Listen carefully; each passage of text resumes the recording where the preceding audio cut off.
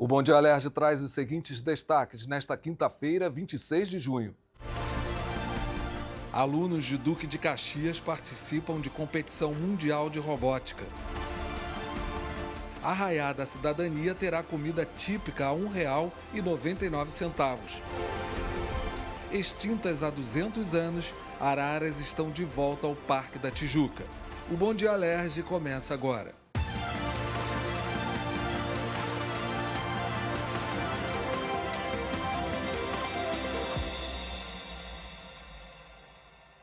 Bom dia. A Comissão de Defesa dos Direitos da Mulher realizou audiência pública para debater os desafios e a realidade das mães atípicas. Participaram do encontro representantes do Governo do Estado, Defensoria Pública, ONGs, coletivos e pessoas com transtorno do espectro autista. Durante a reunião foram apresentadas situações que fazem parte do dia a dia dessas pessoas. Rafaela é moradora do Complexo do Alemão e mãe de uma criança que teve o diagnóstico de autismo com 1 ano e 8 meses. Após passar por muitas dificuldades e sem apoio do poder público, ela fundou o Núcleo de Estimulações Estrela Maria, primeira instituição de favela do Brasil para acolhimento de crianças atípicas e o tratamento à base de cannabis medicinal.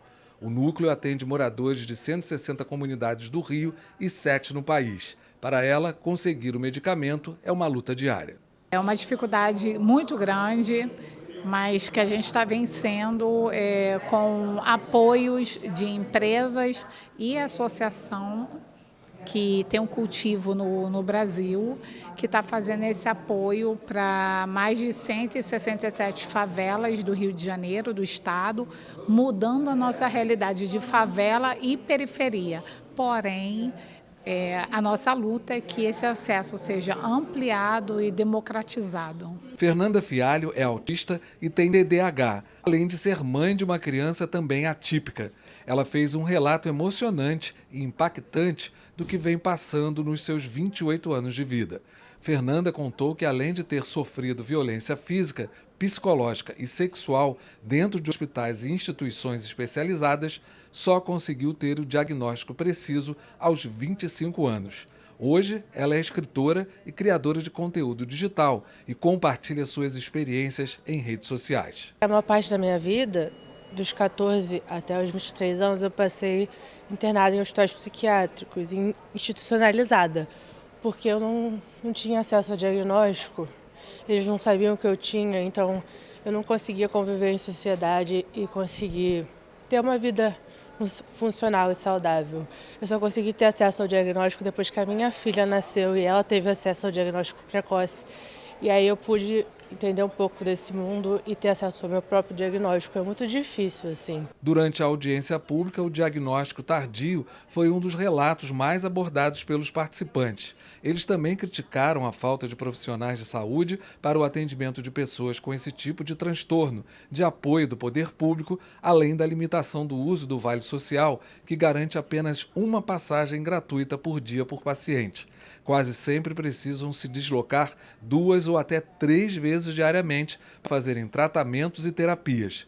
Segundo a coordenadora das maternidades estaduais, o governo do estado vem se empenhando para melhorar o atendimento às famílias atípicas. A gente faz o nosso papel iniciando nas maternidades através da coleta sistemática. 100% das crianças têm o teste do pezinho coletado, agora ampliado para rastreio de 50 doenças, e antes nós só tínhamos de disposição 6 testes para 6 doenças, e acolhemos de forma indiscriminada qualquer família, né, configurada nos dias de hoje, sem nenhuma restrição, sem nenhum tipo de preconceito. A gente cumpre a lei e a gente tenta acolher da melhor forma possível todas elas. Outro dado preocupante sobre a realidade das famílias atípicas foi sobre os pais que abandonam as famílias quando descobrem que um filho tem alguma deficiência ou doença rara. O índice chega a 78%. Segundo a presidente da comissão, deputada Renata Souza, dados do IBGE de 2022 revelam que 2,4 milhões de pessoas tiveram o diagnóstico de autismo no Brasil, ano em que esses números foram incluídos nas estatísticas, de acordo com ela, muito tarde porque são dados importantes para o desenvolvimento de políticas públicas. Renata Souza informou que ainda é preciso fazer muito mais por essas pessoas e suas famílias. A falta de políticas públicas que acolham as mães atípicas e que garanta a elas um trabalho, também o reconhecimento do trabalho que é invisível, porque é absurdo. Essa mãe atípica, muitas vezes ela teve que largar o próprio emprego, largar a escola, largar toda uma infraestrutura para garantir o acolhimento ao seu filho, à sua filha. Então o Estado precisa prever e garantir que essa mãe também tenha dignidade no seu trabalho do cuidado. Então, nesse sentido, é fundamental que essas audiências públicas tragam também não só o reforço e a visibilidade para esse debate sobre as mães atípicas, mas também políticas públicas que garantam que elas sejam reconhecidas também na sua dignidade humana. A deputada federal Talíria Petroni disse que o tema vem avançando muito no Congresso Nacional e que tem se empenhado para a aprovação de projetos de lei que garantam mais qualidade de vida para as famílias e pessoas atípicas. Avançou ainda bem a Política Nacional de Cuidados, mandada pelo governo Lula para o Congresso Nacional. Agora a gente quer que ela se concretize no Plano Nacional de Cuidados, que é o Estado assumir essa corresponsabilidade de cuidar. Inclusive cuidar de quem cuida, inclusive cuidar de quem está no cuidado não remunerado, largado, sem renda muitas vezes, com uma sobrecarga e com uma estrutura de sociedade não inclusiva, como já foi relatado aqui. São várias vulnerabilidades que a gente observa e que, portanto, a gente vai acionar, oficiar as secretarias responsáveis, Secretaria de Assistência, de Saúde, o próprio governo do Estado, e para que possa garantir a assistência adequada a essas crianças, jovens, a essas mães também que precisam ser acolhidas. Vamos ao nosso giro de notícias de hoje.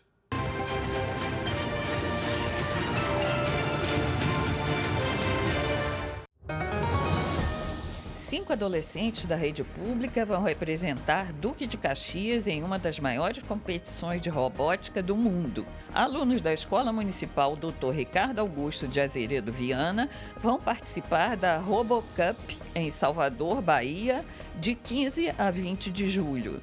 Miguel, Camille, Sofia, Graziela e Arthur criaram o projeto Entrando pelo Cano, um carro construído na impressora 3D da escola.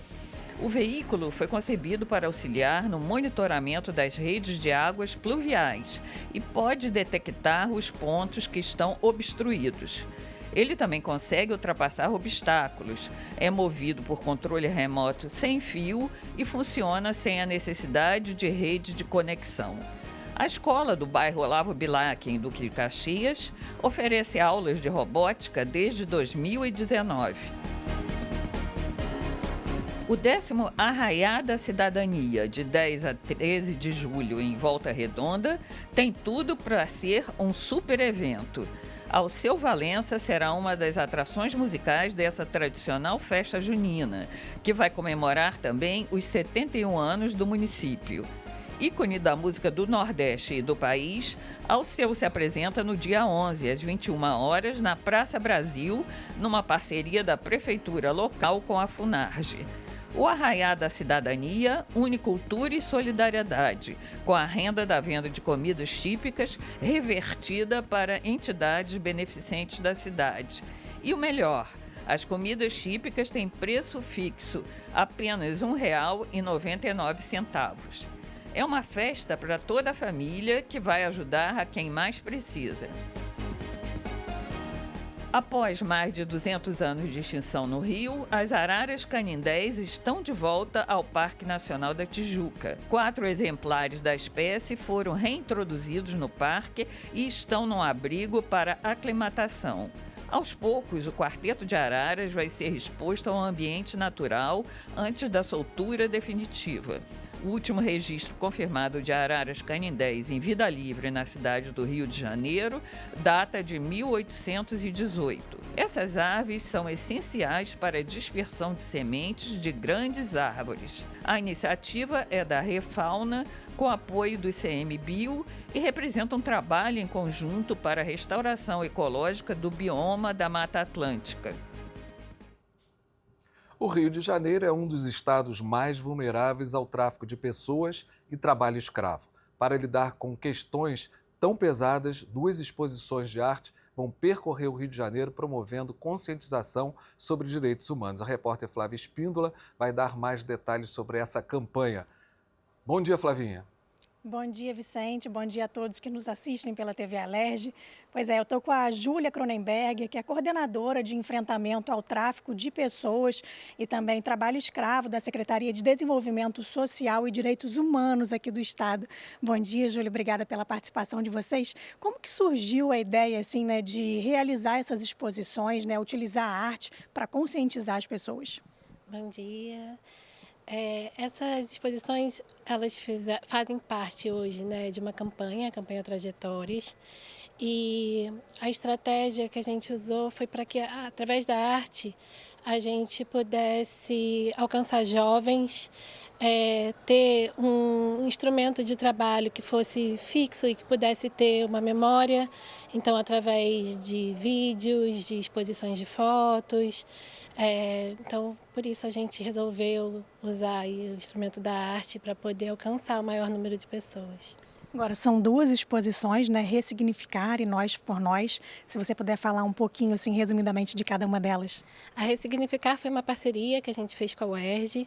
É uma exposição que a gente envolve pessoas que foram vítimas de tráfico de pessoas e que ficaram com cicatrizes, né? Tanto cicatrizes físicas como emocionais. A estratégia é que essas cicatrizes pudessem ser cobertas, então, através de tatuagens, e para pessoas que não quiseram fazer tatuagens, a gente fez pinturas com artistas que, né, estavam ali, artistas plásticos. Foi um projeto onde teve escuta psicossocial, todo um acompanhamento dessas vítimas, e a continuidade é através do resultado desse projeto. Então, a gente tem vídeos que contam um pouco das histórias, a gente tem uma exposição com falas dessas pessoas, com fotos dessas marcas, e é isso, né? A ideia é que a gente possa percorrer o estado do Rio de Janeiro com essa exposição. E a Nós por Nós é uma parceria com o Projeto Ação Integrada, é uma homenagem ao Moise, um jovem congolês que foi cobrar o seu pagamento no quiosque da Barra da Tijuca e foi brutalmente assassinado. Então a gente faz uma homenagem a Moise, junto com a sua família. É uma exposição também que tem um documentário muito emocionante e fotos também da história do Moise, um pouco no Congo, um pouco aqui no Brasil. E a ideia é exatamente essa, né? Levar essas 2 exposições, considerando que esse mês foi o mês do migrante, do refugiado, mês que vem é o mês de enfrentamento ao tráfico de pessoas, a gente leva essas 2 exposições e capacita aos municípios. A exposição agora, a gente acabou de inaugurar uma em Cachoeira de Macacu, depois, em seguida, trazemos para o Rio de Janeiro, no Cefet, depois vamos para Areal, enfim, em outros municípios. A ideia é que a gente possa atingir o máximo de municípios, convidando sempre os municípios vizinhos, para que a gente possa alcançar, né, tanto os técnicos, que estão para capacitar esses técnicos, sensibilizar os técnicos ali da ponta para a temática, mas também os jovens, né, jovens de ensino médio, para que a gente possa prevenir o tráfico de pessoas. Então, eu acho que é isso, né? A arte é um instrumento muito potente para a prevenção do tráfico de pessoas e a capacitação é fundamental, né, para que a gente possa estar aí atualizando sobre essa pauta tão importante e divulgando também que a gente tem essa política no estado do Rio, que a gente faz um trabalho assim intersetorial mesmo, né? Um trabalho conjunto com diversos membros de outras organizações, da sociedade civil e também do Estado. E eu acho que é isso, é importante que as pessoas saibam que existe um fluxo de atendimento no Estado do Rio e que a gente faz um trabalho em conjunto na prevenção, no acompanhamento das vítimas, no pós-resgate e também somos uma porta de entrada para recebimento de denúncias. Então, é isso. Agora, essa ainda é uma realidade no Estado, né? Infelizmente, tanto de tráfico de pessoas quanto trabalho escravo. Se você puder falar para a gente alguns números dessa realidade aqui, quais são os setores que geralmente são mais visados também? No Estado do Rio, né, pensando no âmbito global, a gente tem o tráfico de pessoas, o maior índice é para mulheres e crianças. No Estado do Rio, o nosso maior índice é para homens, homens, negros, analfabetos. Então, a gente tem um perfil bem garantido, assim, né, bem um recorte. E a maior finalidade é o trabalho escravo. Então, a gente tem diversos setores do trabalho escravo que hoje a gente acolhe vítimas que foram vítimas, pessoas que foram vítimas, né, do trabalho escravo nesses setores. Então, assim, a gente tem hoje no Estado do Rio trabalhadores resgatados, tanto de construção civil, colheitas, mas também temos muitos jovens que estão migrando para fora do país, com propostas enganosas, trabalhar com plataformas digitais. Então, enfim. E, além disso, temos também o trabalho escravo doméstico, que é uma realidade que está muito camuflada, porque é muito difícil, né, as autoridades entrarem dentro das residências e a gente tem tido um número significativo de mulheres que estão sendo resgatadas de trabalho escravo doméstico depois de 40, 50 anos de escravidão. Então, aproveito também para deixar esse alerta, né, porque é importante que as pessoas saibam o que é o trabalho escravo doméstico, saibam o que reconhecer para que possam denunciar, porque é um trabalho que a gente precisa do olhar atento da sociedade para que as denúncias sejam feitas para que as autoridades possam atuar. É isso. Agora, para a gente encerrar rapidinho, quais são os principais desafios assim nesse enfrentamento? Se você puder falar para a gente, Júlia, e também para quem está assistindo, né, como denunciar? Eu acho que os desafios são esses, né? Assim, primeiro, quando está muito camuflado, é a sociedade mesmo saber identificar, porque as vítimas não se reconhecem como vítimas. Muitas vezes elas se culpam por ter caído ali naquela cilada. Então, a gente precisa de uma sociedade atenta para que a gente possa dar esse olhar e fazer as denúncias. E a gente tem o Disque 100, que é um canal amplo, nacional, que as pessoas podem denunciar e as autoridades receberão essas denúncias, mas a gente também tem o Disque Cidadania do Governo do Estado, que é o 0800 234 567, que também é uma porta de entrada para a gente poder receber as denúncias e acompanhar. Tá certo, muito obrigada pela sua participação hoje, Júlia. É isso, Vicente. Informações muito importantes, né? Número aí para denúncia também da Secretaria e utilização da arte para conscientizar as pessoas. Voltamos ao estúdio. Verdade, Flávia. É importante acolher essas vítimas, fiscalizar e denunciar. Isso é importante. Muito obrigado. Vamos agora dar uma olhada no tempo em algumas cidades do estado. Você vê aqui na tela, todas as cidades estão com sol nesse momento. Nova Iguaçu está com 11 graus, Tanguá 16 graus, Pati do Alferes 14 graus e Paracambi 16 graus. Vamos ver agora como está o tempo aqui no Rio de Janeiro. Rio de Janeiro com uma manhã de céu limpo, sol. Nesse momento faz 18 graus. A máxima não deve ultrapassar os 29 graus. Obrigado, Ricardo Tourim, pelas imagens lindas aí do Cristo Redentor. O Bom Dia Alerj termina aqui. Se você quiser enviar sugestões ou vídeos aí da sua cidade, é só acessar nosso e-mail tvalerj@alerj.rj.gov.br. Um ótimo dia para você e até amanhã.